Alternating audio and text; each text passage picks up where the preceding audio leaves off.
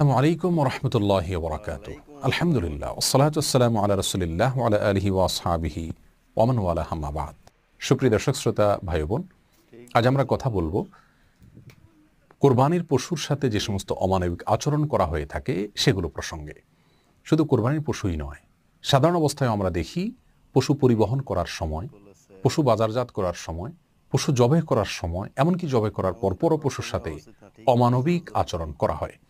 পশুর সাথে যদি মানুষরা পশুসুলভ আচরণ করে তাহলে সেক্ষেত্রে সেটিও কিন্তু গুনাহের কারণ।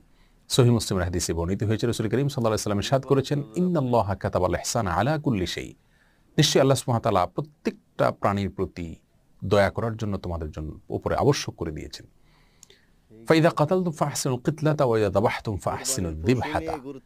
অতএব তোমরা যদি কোনো মানুষকে হত্যা করতে হয়, বিচারিকভাবে কারো মৃত্যুদণ্ড হলো অথবা যুদ্ধের ময়দানে কাউকে হত্যা করতে হলো, তখনও তার প্রতি